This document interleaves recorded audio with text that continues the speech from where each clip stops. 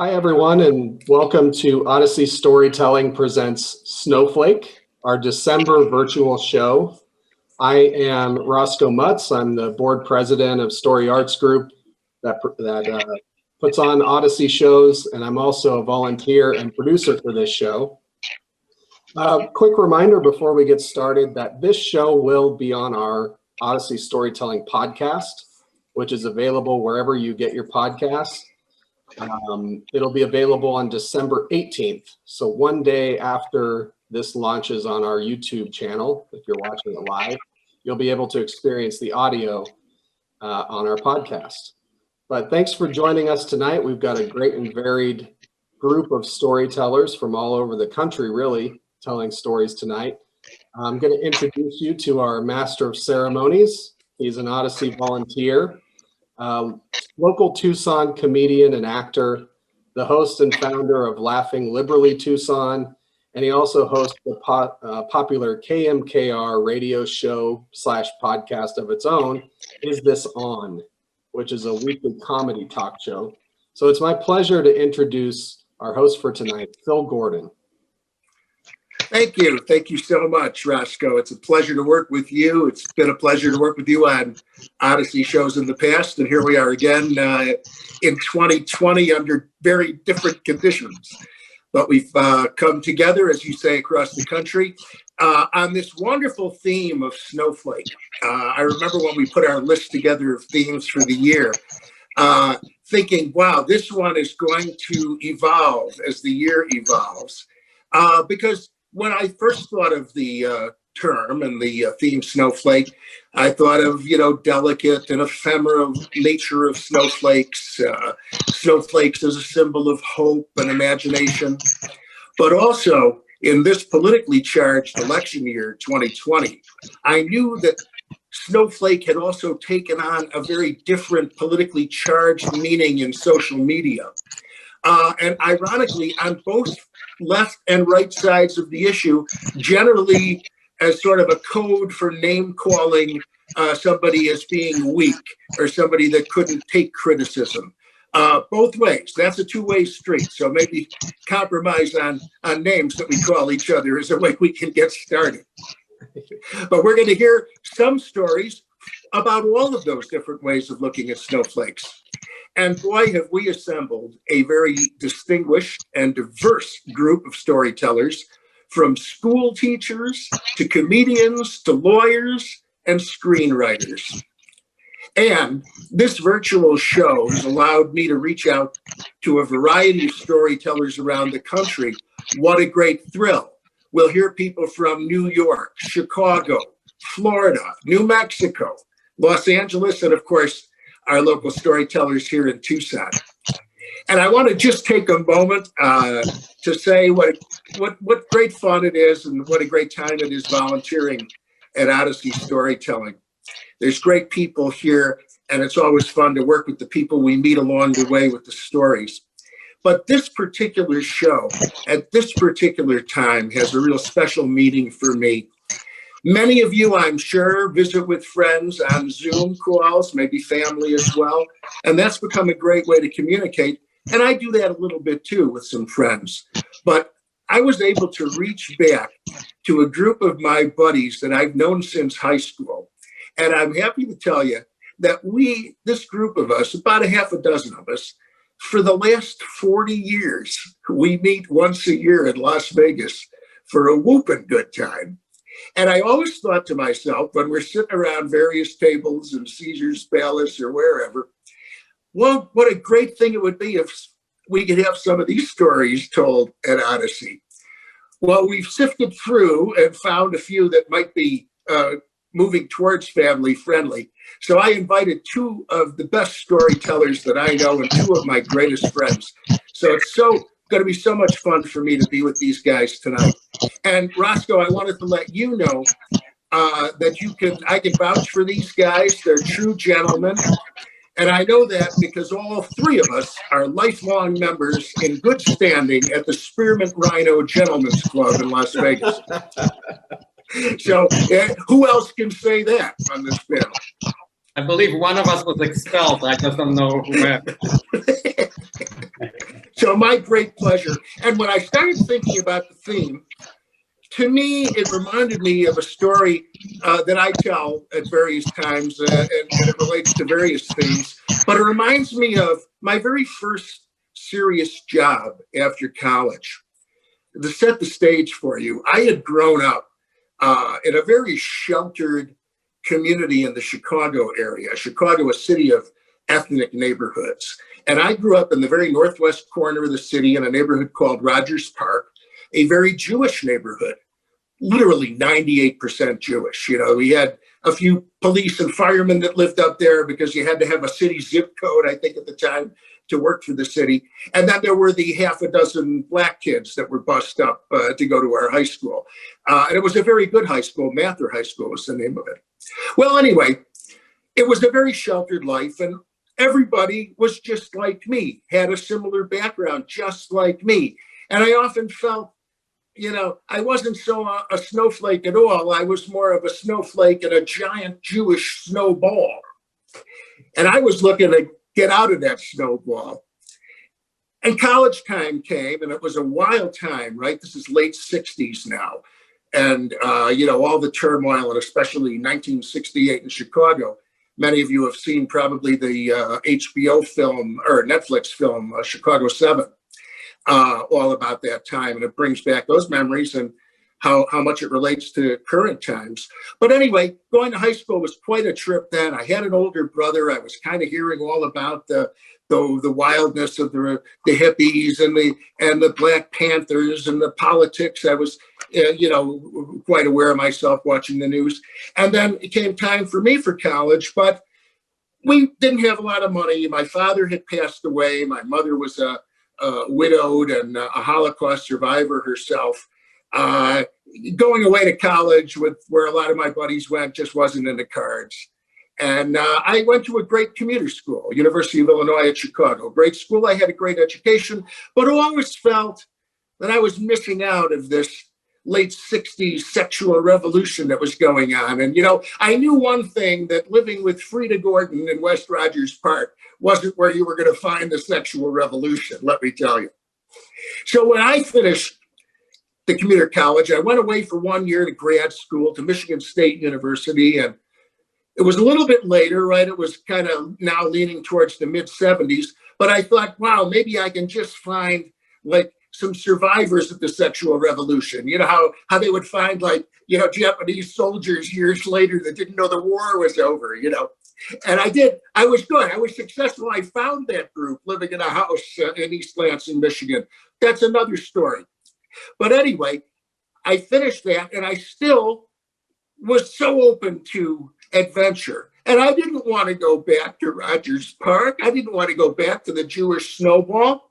So I set my snowflake adrift, and I have a degree in journalism, broadcast journalism. And I had, you know, you left college then with your reel-to-reel audio tape and your 8x10 glossy, and you send it out to radio and TV stations. And I finally got a nibble at a TV station in Rock Springs, Wyoming.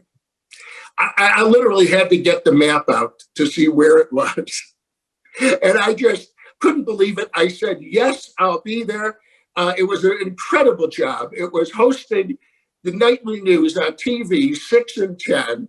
I was, you know, a one-man band. There was a weather girl by, I kid you not, the name of Ginger Snap. Now, actually, Schnapp, like SCHNAPP, but in Wyoming, they don't make those distinctions. So it was Ginger Snap and a guy doing the sports. And this was an experience beyond belief, but much meat for another theme in the future. But for me, it was so incredible, right? I avoided, other than stopping in Chicago for a couple of months to spend with my mom and pack up my stuff. The second I got this job, I loaded everything I could into my jalopy car. I think it was a 1970 Cutlass Supreme that was somehow still running, held together with coat hangers. I headed towards Wyoming. I drove like nonstop, you know, for 2 days. I got there, and as you enter Rock Springs, which is kind of in a valley, you know, just kind of north of like Casper, north of Salt Lake City, Utah, in that northwest corner of Wyoming. And there's an arch. And at the top of the arch is that very classic, you see it in sculptures, cowboy riding a horse that's kicking up in the air. And you see it on Wyoming license plates, in fact. And I come over that road and I look down and there's this little town. I thought to myself, wow, I've really made it. I've really gone and my snowflake is just floating and I'm going to land somewhere with new adventures. So I get there, it's incredible. I'm living out of this Rock Springs, Wyoming hotel. I pull up my jalopy, I get out of the car, and next to me, tied to the post, is a horse. I thought, oh, this is so good. I have made it. I start the job. The job is great, unbelievable. And they're very nice to me. It's run by a family. And they invited me for Thanksgiving, and they're kind of introducing me to different things in Wyoming. And then the nightly news was brought to you by Maurice Weiss Tannery, which was a huge source of jobs in the town, for one. And it was an actual tannery. One day we'll do a theme on the worst smelling thing in the world, and I will tell you more about this tannery. But it was everything. It was not only a place where they tan hides, but they also sold leather goods and coats, and it was a very upscale place. And they were very great benefactors to the town, and they brought the nightly news. And my boss said to me, one day, he said, Maurice Weiss called me, and he said he really likes the job you're doing on the news. I thought, wow, this is fantastic. I've been here a week, already, the big sponsor likes my work. I didn't think anything of it. I do the news every night from 6 and 10. I finish the news at 6, so that's about 6:30, and the phone is ringing in the control room. I pick it up. I said, KCTV newsroom. I hear this. Is this Phil? I said, yes. Phil, it's Maurice Weiss. I wanted to tell you what a wonderful job you do on the news. We love to have you here. I watch every night. Also, may I ask a question? I said, sure, Mr. Weiss. He said, are you Jewish? I thought a lump in my throat. I couldn't speak. Here what happened? I just got out of my car and there was a horse there. Now I'm answering the phone. He says to me, look, he says, I would like to have you over for Passover. The rabbi from Laramie comes over and holds services in my basement. You would be our honored guest. And I would love to introduce you to my daughter, Hannah. I thought to myself, no! My snowflake drifted off the snowball in Rogers Park, and I've landed on a matzo ball in Rock Springs, Wyoming. Help! My introduction to my search for individuality, and that remains. Hey, thanks for listening to that part of my story. We have such a wonderful, wonderful lineup for you tonight. I want to start with both a local Tucson storyteller and Veneranda Jade, who tells stories all over Tucson. I first encountered Veneranda in an interview on our radio show, Is This On? Brought to you by the Comedy Tucson Alliance. And Veneranda was the guest of Roxy Moreri, who hosts the show on some nights. And I was fascinated by the interview. I listened to it and I listened to it again on the podcast, because Veneranda is a fascinating thinker and a very free thinker. And I thought to myself, we've got to get her on Odyssey Storytelling. And she was available to do this. It is my pleasure to introduce you to Veneranda. Hi, Phil. It's good to be here. And go Spartans. Yeah. So I moved to New York on May 11th, 2019, after a lot of deliberation. I lived in Tucson for the first 39 years of my life, and Nogales and then Tucson. And I experienced a lot of failure in my personal life as a wife, failure in my professional life as a lawyer. And in order to cope with that, I had begun to plan. I planned my entire life out. And I had planned this move to New York very carefully. And a lot of my friends tried to dissuade me. They told me that New York was dirty, that it was dangerous, that it was expensive, but mostly that it was cold. And the first three things didn't really bother me. I'd been to New York since I was a kid. I'd even gotten mugged at Penn Station and had agoraphobia and PTSD from that when I was 20, going to Princeton, and had to move back home. But this time I thought I was ready, at least for those first three things. But the cold, I was a little scared about. I had a couple of friends who lived in New York, and I asked them about the cold. And when I asked them, they'd get this 1,000-yard stare, like it was Game of Thrones and the White Walkers were coming. They wouldn't give me a straight answer. They were just telling me how scary winter was. And I took it seriously. But I thought, like everything else I was doing, I could plan my way around it. I think I bit off more than I could chew, though, literally. That first week that I was here in New York, I broke a tooth on a slice of New York City pizza. I didn't even have health insurance. I didn't have dental insurance, so I couldn't get my tooth fixed. And then the next week, the weather turned to the 40s in May, and I got the flu. And I didn't have a doctor to go to. I didn't even have a bed at that point. My bed hadn't arrived. I couldn't meet UPS downstairs. And I was sleeping on half a couch, literally half a couch. So for that first month, I was absolutely miserable. And I called my therapist crying, and I said, please, can I come home? And he said, Vena, don't worry. This is just your preface. You are a superhero, and this is your origin story. And one day, you will laugh at this. I wasn't laughing. I was miserable. And then a ray of hope came in the form of my friend, Melissa. She works for the State Department in Kabul, and she'd be going back to Kabul from Arizona that November 2019. And she asked me if I'd like to meet her anywhere in the world. And it seemed like the greatest respite I could have before going into a New York winter. I was broke. I didn't have a job, but I was willing to spend $300 or $400 on a plane ticket to Paris if I could meet her there. And she said yes. I was really excited about the trip, and I planned a couple days with her and then maybe a couple days afterwards just for myself. I love the city of Paris. Paris is where I get to be myself. It's where I get to be sophisticated and urbane and speak French and be a local and give directions to tourists. And I was suffering a lot in New York, and I was too proud to tell anybody back home how much I was suffering. But in those interim months between May and November, my life just kind of gelled, really. I didn't know that it would. I learned how to take the subway system. I learned how to get groceries and lug them up 3 flights of very steep stairs.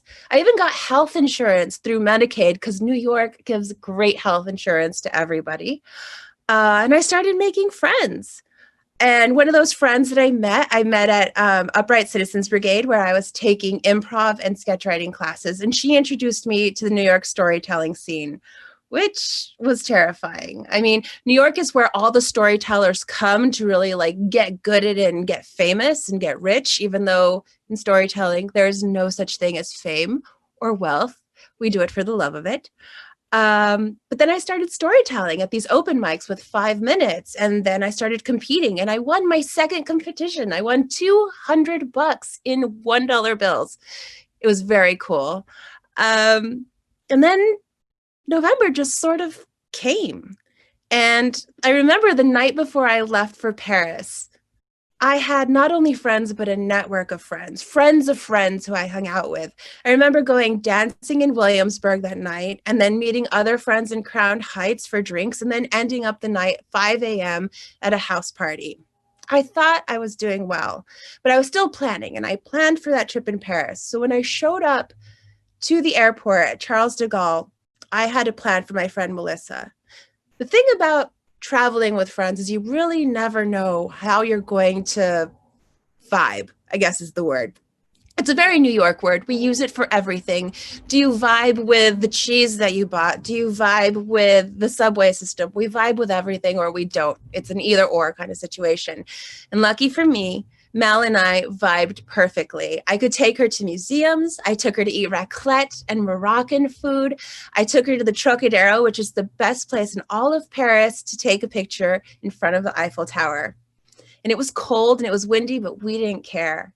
And then all of a sudden, she was on a plane to Kabul and I was all alone. And I'd forgotten what it could be like to be alone in a city. And I was kind of scared. I showed up at the Airbnb that I had selected back in June, and I was exhausted from jet lag, and I was cold, and I was a little cranky. But lucky for me, the Airbnb hostess that I was staying with was a Russian photographer named Anna, and she made me a cup of tea. And one cup of tea turned into 7 hours of us just bonding over all these stories that we had, incredible stories, a lot of them about my failures. When I finally went to sleep, I was exhausted and happy. And when I woke up, she was making me breakfast from scratch. She made me eggs with mushrooms that she had foraged in a forest outside of Paris herself, and tiger bread that she had gotten fresh from the bakery downstairs. We spent 2 days together just walking through these most beautiful, undulating, tiny streets in Paris, in the cold, in the rain, popping into gallery openings, then popping into an ancient church, and then to a new store opening that had like very cool, hip Parisians. I fell in love with that girl. She even taught me this tip. If you're cold and you're in the rain with a friend and she's carrying an umbrella, you link arms so that you're closer together and you can cuddle under the umbrella as you walk. It was really great.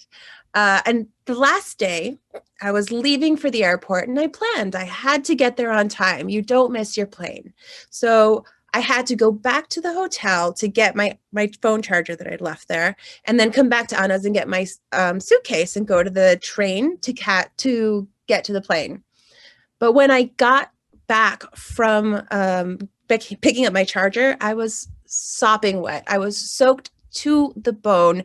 And the only outfit I had left that I could wear was this onesie pajama. It was gray with rainbow stripes. But I figured I'm just going to the airport. No one's going to see me. It'll be fine. But in the tumult of like repacking my suitcase, getting onto the RAR, I got on the wrong one. And by the time I realized it, I was on the wrong side of Paris, in a suburb, at a train station, on a platform, in the open air, in my onesie pajama, and it began to snow.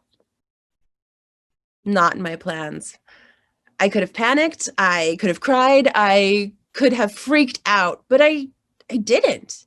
I figured I'll get on the next train, and if my plane leaves, there's going to be another one today. I'll figure it out.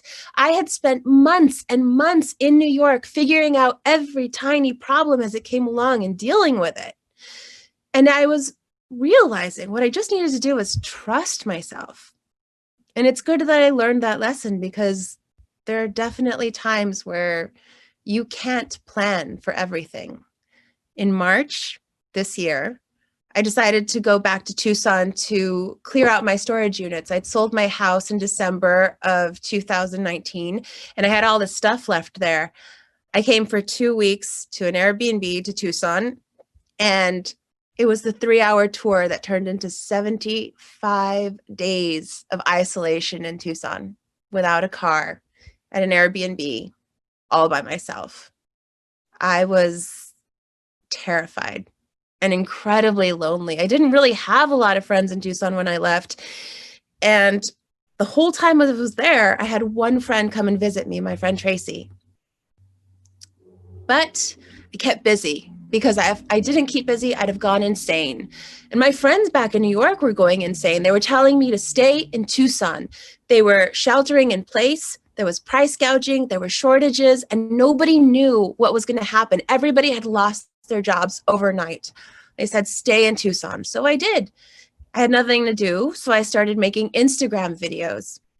And earlier in the year, I had been invited to be a public speaker, the closing keynote speaker at this conference in June in Jersey City. They had heard my story from the Odyssey about autism, and they had asked me if I would speak at a conference. But the conference had become virtual. It hadn't been canceled altogether. It was just going to be virtual. And now it was going to be me speaking live into my computer camera over Zoom. And I was terrified. Who does that? Who tells a story to their computer and hopes that it transmits to an audience? But I'd been making these Instagram videos, and I had a few video editing skills from when I was in middle school at Wade Carpenter in Nogales. I learned how to edit videotape on an analog deck with Video Toaster, and told them, why don't I just make a video for you? I can tell my story and it'll be calm and peaceful, and you guys can have it. I won't be freaked out about talking to a virtual audience. They asked me if I'd done it before, and I said, sure, I'd done it. I just didn't tell them it was back in the 90s. Anyway, I made the video. My friend Tyler, who was unemployed at the time, was a musician, and he composed the entire score for it. And it was really good, but I was afraid that the conference wouldn't accept it because it was something new and they hadn't tried it, and they were afraid of that. Anyway, the video showed in June, and I had no idea, but 1,000 people from Fortune 500 corporations and NGOs and all these nonprofits were watching from all around the world. And it was not just successful. It was not just the most successful talk of that conference. It was the most successful presentation of any conference that organization had ever held. And from that, I got speaking gigs, actual paying speaking gigs. First with Nintendo and then with Intel, and then other corporations started asking if they could show the video and have a Q&A with me afterwards. I mean, I was getting paid now to be a storyteller. It's the dream that you could never expect happen, and especially you could never plan for.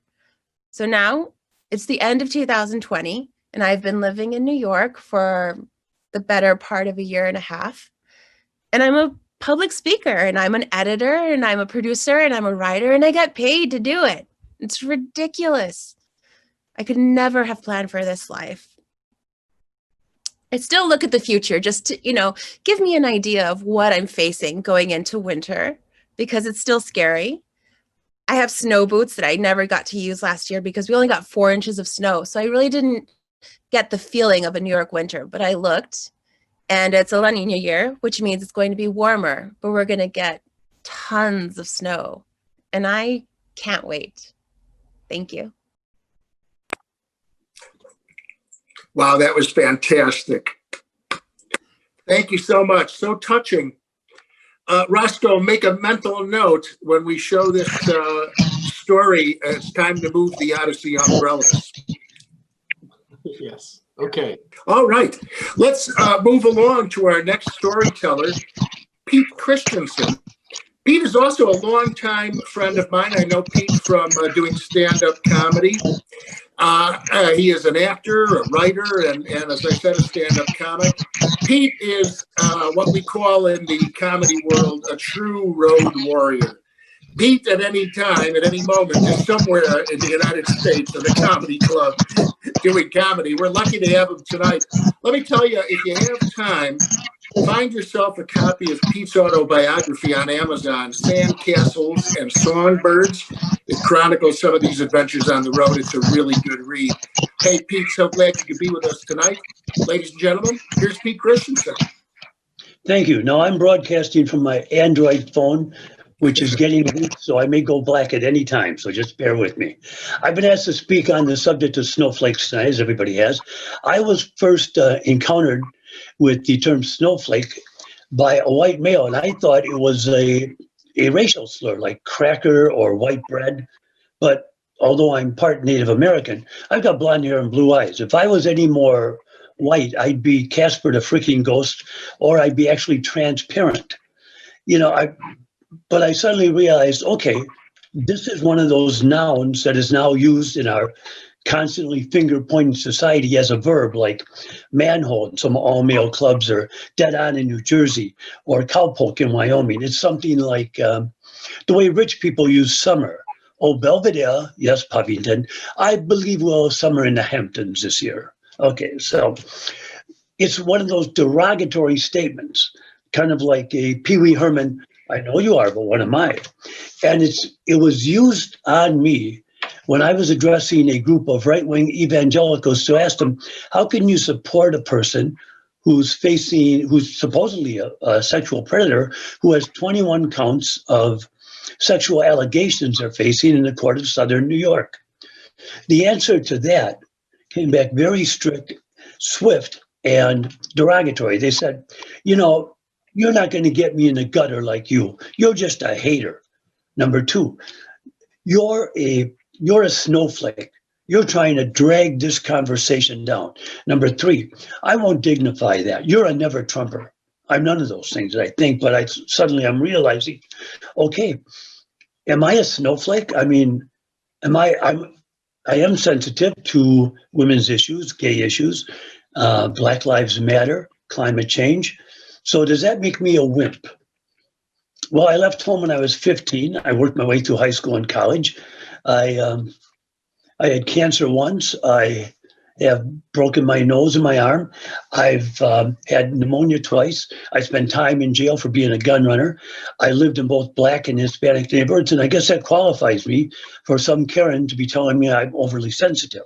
Okay, that's all right. I know that Rush Limbaugh always calls people who are environmentally conscious. He calls them environmental wackos. But then again, having Rush Limbaugh call you a wacko is like having Kanye West calling you stupid.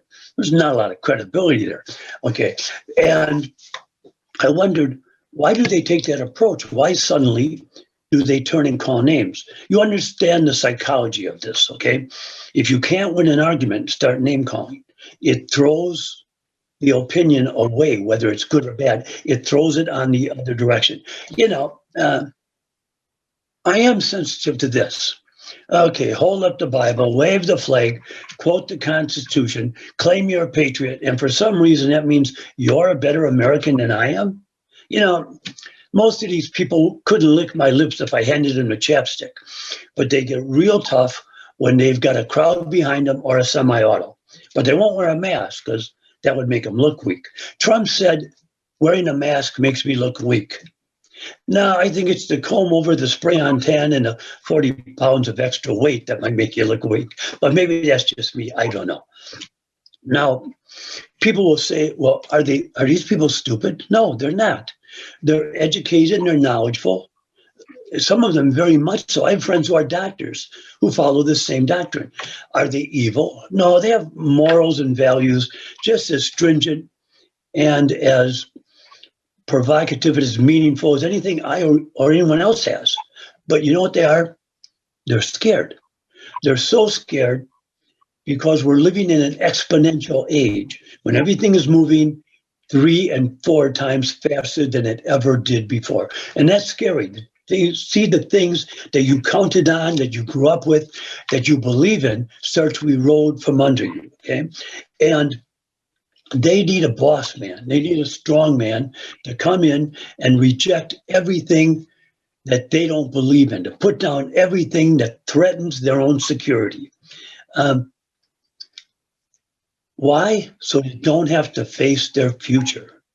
I mean, today, Rudy Giuliani from his hospital bed claimed that Trump not only won the election, but he also won the 2020 World Series and last year's Pillsbury Bake Off. I don't know. Maybe it's just me. I don't know. So they're afraid of the future, but more so, they're afraid not of facing a future, but of facing what they become. And that, my friend, is a sad case, but isn't that most of life? I'm Pete Christensen. Thank you, Pete. Absolutely wonderful. Enjoyed the punchlines. I've enjoyed Pete for so many years. We've worked together, and Pete, I should have mentioned introducing you as one of the originals on our Laughing Liberally shows here in Tucson. Whenever you come through town, we loved having you. So you're no stranger to political commentary, and we're glad to get your thoughts on a very provocative subject. Thank you for sharing. Thank you. Great to have you. Great to have you with us. My next guest is an even longer time friend of mine than Pete Christensen. Daniel Rozenstrauch has been a close friend since high school. His family came to Chicago from Poland in 1969. after the Polish government informed his family that they didn't live there anymore. Daniel has spent his career as a brilliant attorney, which is no surprise, let me tell you, to any of us that went to high school with him in 1969, since in a matter of 1 year in this country and not speaking English, he had higher SAT scores in English than the rest of us did. So hats off to a very, very bright guy. He is a wonderful friend and has a unique view on most subjects. I welcome my dear, dear friend, Danny Rozenstrauch. Thank you. Very kind introduction by Phil Gordon. Good evening to all. Before I enter my snowflake story, in terms of your commentary of my abilities, I believe I had to have you take my U.S. Constitution test junior year in high school. So thank you for enabling me to enter the future. Here's my take on snowflakes. 4 snowflakes. I see myself through 4 snowflakes traveling through time and space. Snowflake number 1 appears on the horizon as a child born in Soviet Russia. I note I'm using the word Soviet Russia, not Soviet Union, which they'd like to be called at that time. Shortly after the Great War, that's when I was born into my family. Question, are there any small wars for the participants? Don't think so, but nevertheless, my father was a linguist, and I am constantly intrigued by language, how it reflects on human behavior. Snowflake number 1 learns how to walk, how to fall down, how to get up, and to connect with the previous theme, how to fail. Just jumping several decades ahead, I like to tell my daughters that failure is good. There's no success without failing. And anyone who thinks they can go through life unscathed by failures is a failure. On the other hand, people who absorb failure and patiently move on, patiently wait what time brings, that is an invitation to success. I have to introduce, as a child, I love to listen. I would hide in the corner, my parents' room, and listen to stories. I didn't always understand them, but I absorbed them over a period of time. My mother came from a large family. She was one of 10. Her father was a baker. Due to the large number of children and pre-World War II conditions, they did not have the ability to educate all of their children. My mother's oldest brother, Uncle Max, was the one who was given the privilege of college education. He became an educated man before Second World War, and as such, when World War II broke out, he was entitled to be an officer in the Polish army. As we know from history, Poland was conquered very quickly by the Germans, and my Uncle Max was taken prisoner. After several months, he escaped, and he was absorbed by the Russian army in turn, where he served for a couple of years until he was taken prisoner the second time by the Germans. And since he became known to the German captors that he spoke several languages, including German, he was used as a translator by them. He escaped for the second time and was reabsorbed by the Russian army. Nevertheless, after the end of the war, the Russian government charged Uncle Max with treason due to the fact that he was used as an interpreter. He was sentenced to 14 years of hard labor in Siberia. And only through bribery scheme of my mother, by the way, I have to tell you people that bribery in Eastern Europe is a necessary skill at that time. Nevertheless, through that bribery scheme, he was freed up after 7 years and returned to the family, a romantic angle of Uncle Max. He lives. He got married shortly before the war. He was separated from his wife for 6 years of the war and 7 years of hard labor. They reunite, they become academics in the University of Krakow, and as my dear friend Phil Gordon knows, he ends up in Zurich, Switzerland in the 70s and 80s. Second member of my mother's family, the younger brother, Minek, who was a chess prodigy in his hometown of Lvov. He falls in love with a Polish woman before the war, and they get married. When World War II breaks out, he lives with that family. Nevertheless, at some point, the details is not known, he's given up by some resentful neighbor to the Germans, but him and his wife, they do not survive. They get killed. Third member of the family, my mother's youngest sister, Bertha, is being transported by the Germans into the ghetto in 1941. She's 14 years old, a young child. The parents are loaded onto the truck with another child. Bertha, intuitively or without any explanation, she sees a guard band somewhere on the floor of the truck. She grabs it, she puts it on her arm, walks out. She lives. The middle brother dies, the older brother lives, the younger sister lives. Family stories. I absorbed them, and maybe I didn't understand them fully until many decades forward. Speaking of moving forward, snowflake number 2. That's me 2 or 3 decades forward. I'm traveling in Western Europe with my 2 dear friends, Phil Gordon and Lloyd Lurie. We are young, we are curious, and we are celebrating what I believe to be a college graduation. I didn't check their diplomas or mine at the time. We're having a wonderful time.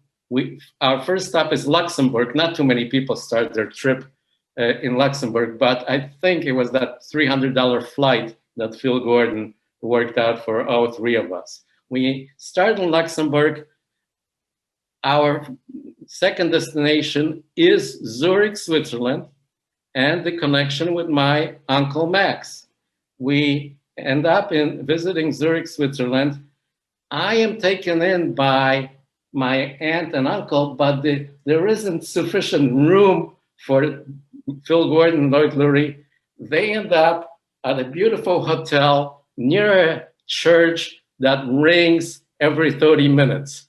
And my friend Phil Gordon believed that his sleep pattern has never recovered since. The reason I tell these wonderful moments and memories, because again, this snowflake theme of things floating in and out, serious events, frivolous events, happy events, tragedies, it all reminds me of the universe of snowflakes. My wonderful journey with Phil Gordon and Lloyd Lurie was planned for about 2-3 months.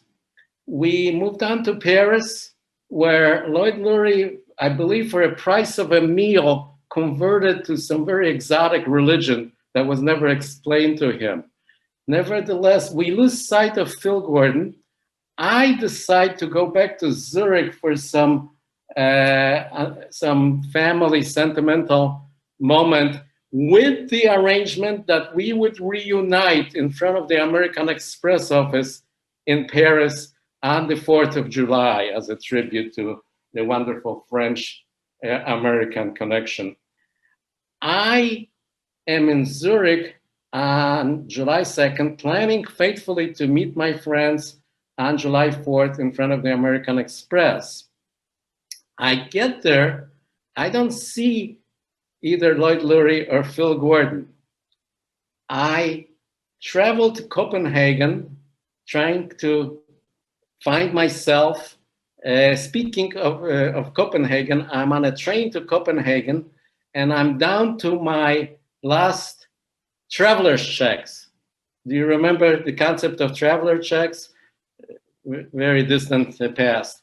I have my last $20 traveler check, which I'm very protectively switching from one wallet to another. In front of me, there are two traveling German tourists. They see this traveler check, and they ask me in better English than mine, "Ein traveler check?" And I said, "Ein." Lo and behold, they open their wallet and they give me two additional traveler checks of $20 value. How snowflakes can connect. Strangers on a train, it's a memory, it's a visual that will stay with me for quite a bit. A final anecdote, it turns out that Phil Gordon and Lloyd Lurie moved on to Amsterdam prior to July 4th, sent me a telegram that they were doing so to Zurich. However, the telegram was not received by my uncle until August the 5th. We reunited, I believe, at the end of the summer. Snowflake number 3, fast forward, 20 years forward. I become a public defender. I defend the accused criminal indigent individuals. After 8 years of wonderful stories, very sad stories, everything in between, I become a private lawyer. I'm traveling with my daughter after reaping my fruits of labor in Europe. I get a call from my office that one of my steady clients is accused of murder. I remember the name Andrzej Borowski. I have to describe this person to you. The most peaceful looking individual you can imagine. A butcher by profession with a very steady south of Chicago life and home. A wife, 2 children. What has happened apparently that his wife ran away with a neighbor who was the opposite of Andrzej Borowski. The neighbor was a very menacing looking motorcycle gang member that she fell in love with after years of marriage. That was the adventure she needed. They had a love child together. After a couple of years of that scenario, she moves back with the husband, and the love child becomes a member of their family. So here's the new family. The butcher husband, the homemaker wife with 2 of their own biological children, and the 3rd one from the neighbor. After a number of months, apparently the neighbor gets to see his child at their home. The emotional escalation continued unbeknownst to anybody. And one day, this very peaceful husband knifed the neighbor to death 37 times in front of the church on Sunday. Snowflake, human character, unpredictable behavior. Who's evil? Who's not? Who's to tell? I could have never predicted that experience. Snowflake number 4 is a combination of all these anecdotes. I absorb human behavior. Can I say what will happen to a snowflake that I see, that I think I understand? Not really. Is anything preordained? Is everything accidental? What has happened to me, what is happening to anybody, can we connect? It's a wonderful mystery. It's a dangerous life, and snowflakes or not, we're part of it. Thank you very much. Thank you. Thank you so much, Danny, for that very poetic and insightful and introspective look at the stages of snowflakes. You had a different way to look at it.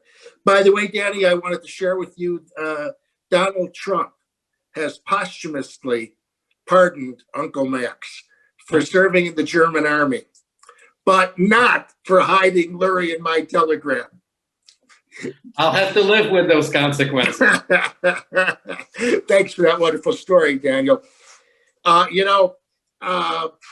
It's the great season of the year. It's such an unusual year, 2020, with the COVID and family relationships and friends.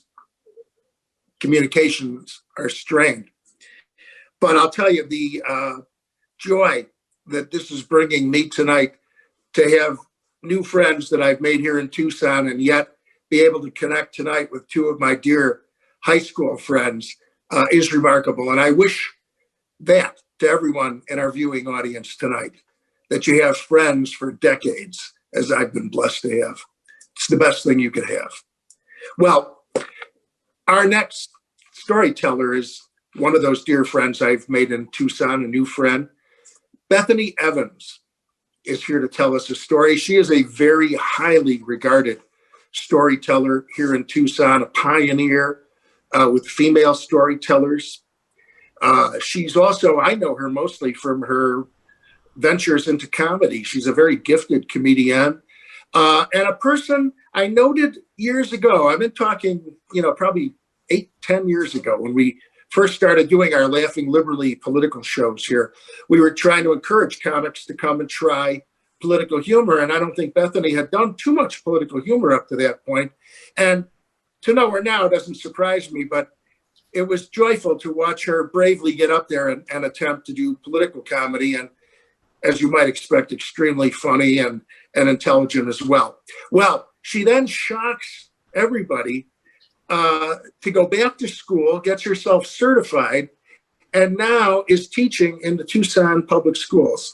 She is truly my hero. Here's somebody from the front lines of the COVID experience and a wonderful storyteller. Ladies and gentlemen, my new friend, Bethany Evans.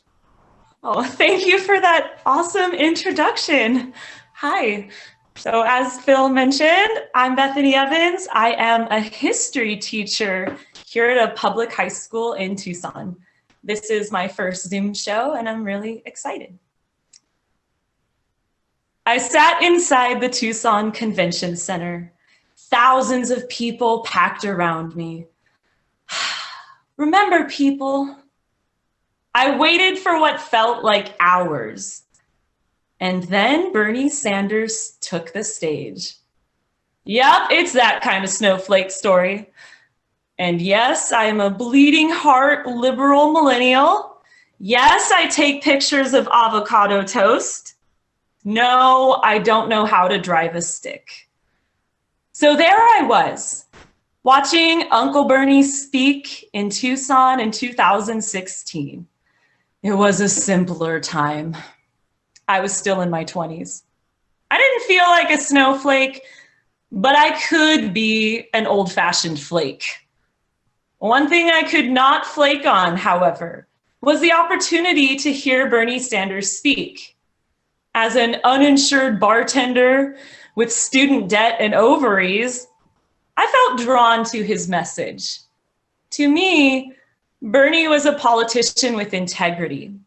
And whether you agree with that or not, I think all of us have felt at some point, especially when we're younger, that a politician or a leader really sees us. And for me, Bernie was that. The next day, a very different kind of politician spoke on the same stage. I'm referring, of course, to Donald J. Trump. Not in my neighborhood. I had to protest. I had to stand in solidarity with marginalized communities to show that Tucson does not stand for hate. My boyfriend and I made signs. Some couples like romantic dinners, we like civic action. My sign said, "Women against Trump, we are not bimbos." His sign said, "You can't comb over fascism." His sign won. We walked to the TCC, which was at that time about a 5-minute walk from our house. There was a line into the hall and a stand that was selling those ubiquitous MAGA hats. There were 100 or so other people there to protest. Many of them were my friends with their own signs. We were in good spirits.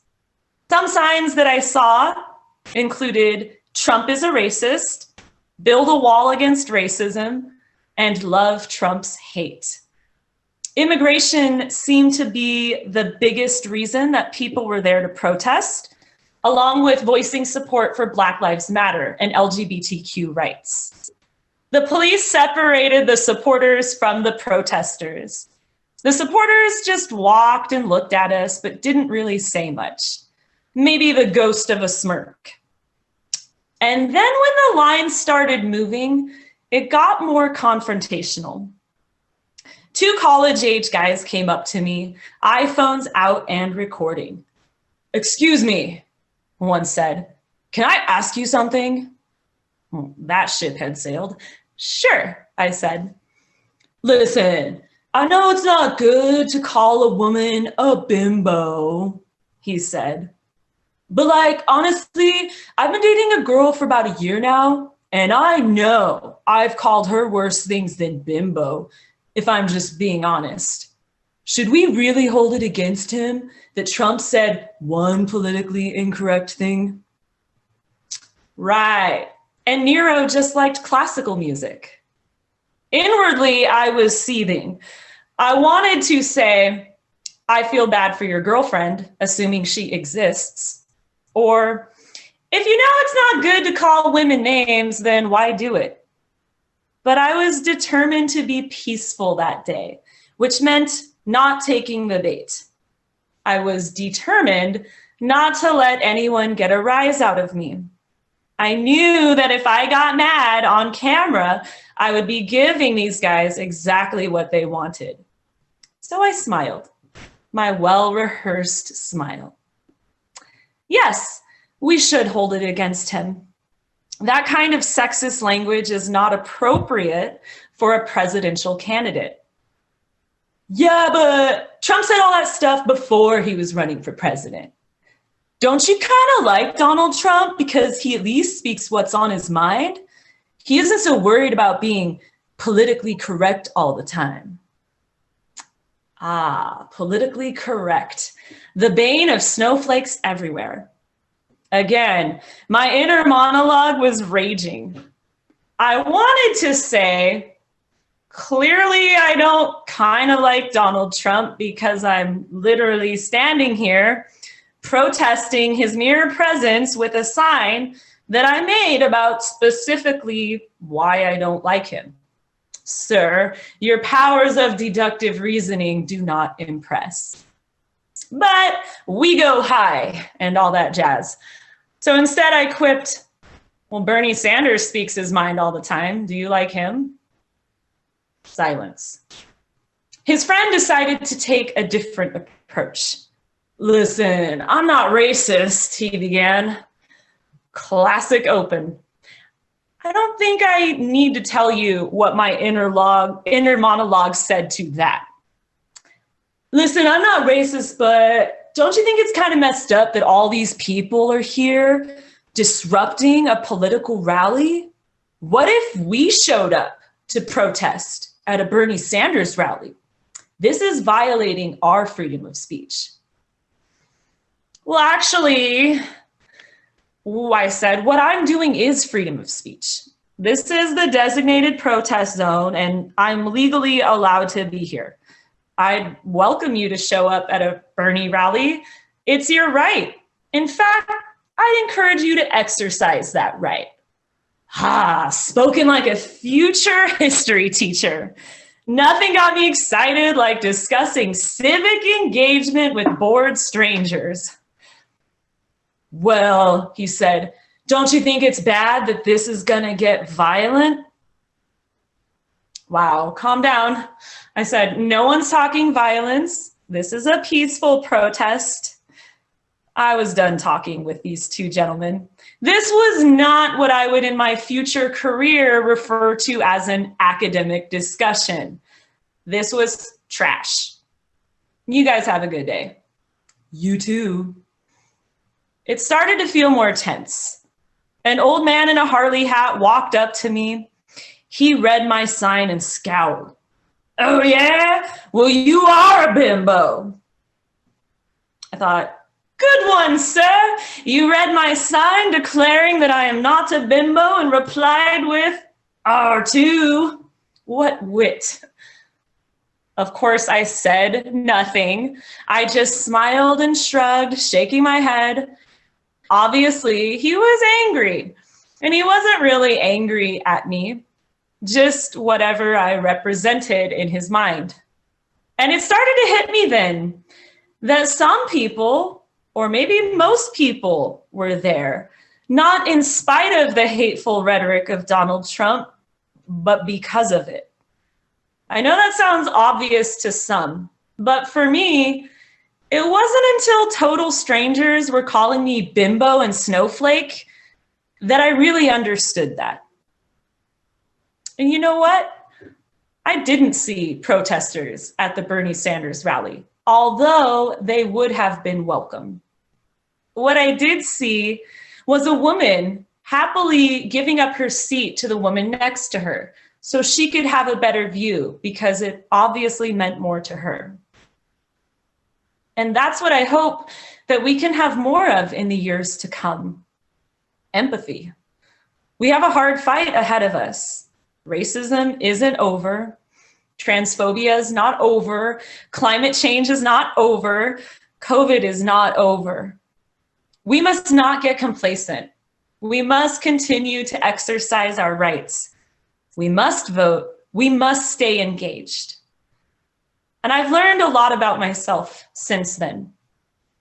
I am not a snowflake. I am sensitive and I am unique, but I'm not delicate. I have been through it this year. We all have. And yet, I did not melt under the heat or blow away with the wind. I have become stronger and more resilient. I am not a snowflake, but I'm also not something that has become hardened or crystallized by my own struggle. I guess I'm still searching for the right metaphor. Thank you. Wow, that was fantastic. Thank you, Bethany. I'll say this, you make me think, but you certainly make me feel really good about what's going on in our public schools, let me tell you. There's one history class I wouldn't ditch. Thank you so much. We are, believe it or not, coming up to our last storyteller of this presentation, Odyssey Storytelling Snowflake. Make sure you visit our odysseystorytelling.com webpage, also our Facebook page, where we'll talk about topics and themes for our 2021 shows.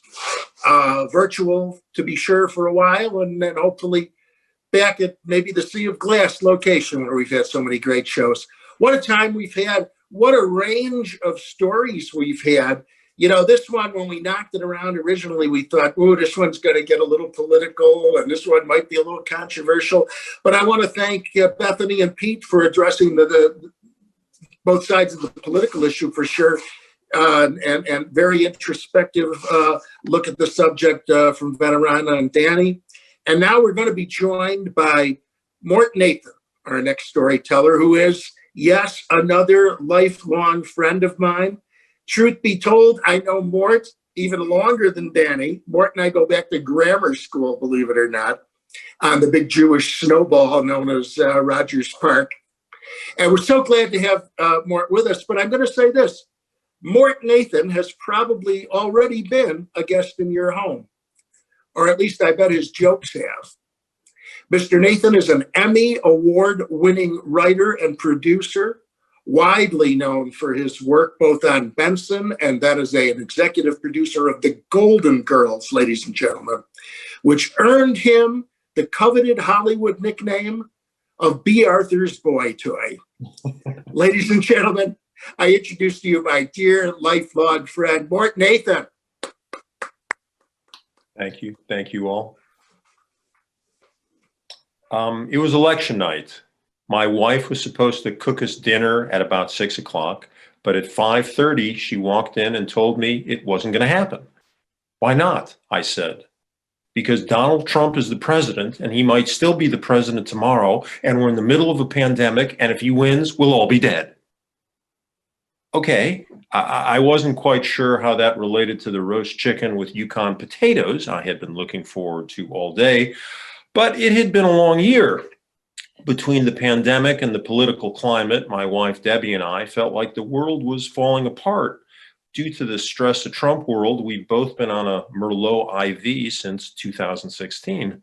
So I didn't question my wife, which is the secret to a successful marriage, by the way.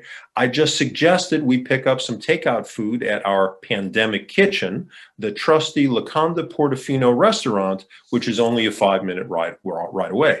My wife agreed. She was glued to the TV anyway, watching nervous newscasters and poll experts. Truthfully, she would have agreed to popcorn and vodka for dinner. So I placed the order, hop in my Tesla, and drive to the restaurant. You notice I didn't say car, I said Tesla. Why? Well, for the same reason people who attended an Ivy League school say when I was at Harvard as opposed to when I was at college. They want you to know. I feel that way about my Tesla. All my life, I've had okay cars, Chevrolets and Pontiacs and Toyotas and a Lexus or two, but they were all gas-guzzling, boxy, practical transportation with boring electronics. I had just turned 65. I had worked hard all my life, and I wanted to buy myself a flashy toy, and I can't afford a private jet or a young Asian mistress, so I settled on the Tesla. A black-on-black Model 3. It's fast as hell. It's got a fancy keyboard, a fancy onboard computer, and it'll let me watch Netflix and do 10 other weird things that I'll never use. But most importantly, it's cool. So I pull my cool black Tesla into the restaurant parking lot. Now, one benefit of a pandemic, restaurants have gotten fabulous at takeout food. I head past the parking lot, which now doubles as alfresco dining. I go to the takeout area, pick up my prepaid bag of linguine with pesto and penne norma, and I'm back in the Tesla 3 minutes. It's perfect, easy. I feel the bag, the food is piping hot. I put my foot in the brake and shift into drive. Nothing happens. The car will not turn on. Excuse me, did I say car? I meant to say the Tesla malfunction, but that's okay. Nothing is perfect. The Tesla is close, but it's still a machine and a computer as well. And everyone knows sometimes you have to reboot a computer. So it's exactly what I did. I rebooted my Tesla. It's actually kind of cool. You press this little scroll thing right on the steering wheel, and at the same time, the whole giant dash goes black for like 2 minutes to build suspense. And then all of a sudden, all the lights and the bells and the whistles come roaring back, and the Tesla is as good as new. But tonight, it's not as good as new. It still won't start. Truth be told, at this point, I'm getting a little ticked at Elon Musk, but still willing to give the man a little slack. Maybe when my Model 3 was on the line, Elon was working out some kinks on his new spaceship, or smoking too much weed, like the time he thought of his new baby son's name, Axe Esh A12. That's some pretty good weed. Anyway, this was still a good oops. I almost said the C word. What I meant to say that I still had complete faith in my electronic vehicle. So I took out my black card. The black card, as any Tesla owner knows, is the card you can use to start your vehicle if you don't have your phone. Or if you want to trust your car to a valet, you don't flip a valet a key, you give them the shiny, elegant Onyx card with a Tesla logo. How cool is that? Well, unfortunately, it's not cool at all tonight. It doesn't work. A dark thought crosses my mind. When I had my Chevys, Pontiacs, Toyotas, and Lexuses, I never remember any of those cars dying after a 5-minute ride. But like I said, those were cars. This was an electronic vehicle, which meant I had 2 more options. I could reprogram my phone to the Bluetooth, which I did, double check the connection, which I did, and then I could start the car from a special manual app on the phone's Tesla app. This was definitely going to work. Here's what happened next. Nothing. My Tesla did not work, did not make a sound, not a beep. My electronic vehicle could now also accurately be referred to as a piece of shit. I hated Elon Musk at that moment. I had no choice but to do the unthinkable. Call for a tow. When I got the Tesla dispatcher on the phone, he was at the place mentally I was a half hour ago. Teslas don't break. I must have done something wrong. He insisted we go through some of the same steps again with him on the phone, but his presence made no magical difference when I rebooted the computer, reset the Bluetooth, tried to start the car with my phone, or used the suddenly silly-looking Tesla Black card. Well, he said expertly, that sucks, and told me a tow truck would be there in about 20 minutes. So I call my wife, dial a number on the Bluetooth. Trump's still president, she said, picking up, sounding worried, and I'm hungry. Where are you? Well, I explained to her that the Tesla had disappointed me, had disappointed our family, and that a tow truck had been dispatched. Maybe it's a bad omen, she said. Maybe it means more horrible news is coming tonight. I laughed. I don't think the fate of the Western world is tied to the efficiency of our Model 3. And here's where the story gets even weirder. I asked my wife where the gloves were in the car. I assumed I was going to ride with the tow truck driver, and I wanted to wear additional protection in the cab besides my mask. They're in the back, she told me. I know that's where they're supposed to be, I said, but they're not there. Well, I decided to look in a storage area near the center console. I popped it open, and I peeked inside. That's strange, I said to my wife. When did you start smoking Marlboros? Oh my God, she gasped. And then she said what I was about to say myself. I think you're in the wrong car.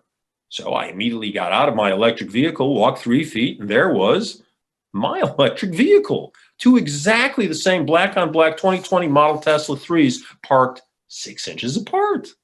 The reason I was able to get into the wrong car must have been because the owner was sitting at a table 3 feet away. His phone wasn't far enough to lock his Tesla.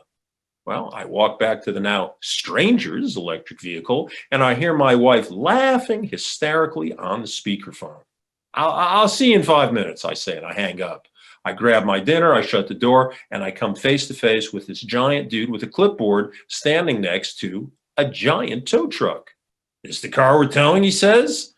Not exactly, I reply. Hey, is there a problem? A 50-year-old guy coming from the restaurant suddenly says to me, sounding kind of pissed off.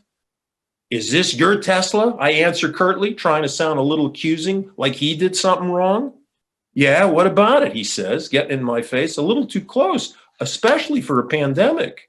This the car we're towing, the tow truck driver says, again? I take a deep breath and turn to my new captive audience of 2. Weird thing, guys. I accidentally got into this Tesla instead of mine because it was dark and unlocked. There's no problem. I'm just going to get into my car now and go. How long were you in my car, the middle-aged guy says. Did you do anything to it? Somebody should have canceled the tow truck guy says. I got to get paid. And here's where my Tesla Model 3 redeemed itself. It started right up. Sorry for the confusion, guys. Have a good night, I smiled, and I peeled out of the parking lot. A few minutes later, alone in the Tesla, my Tesla, I thought if there was any kind of moral to this story. Was it that Americans are all basically the same on the outside, like black on black electric vehicles, and really just have subtle differences on the inside? so there's no reason to be mad at each other despite our political preferences. I decided not to drive back to the parking lot to test out that metaphor on my fellow Tesla owner and the giant tow truck guy. Instead, I just drove home, I turned on the TV, and ate a reheated dinner with my wife, which tasted especially delicious as we watched our president begin to lose the election. Thank you, Mort. Thank you so much.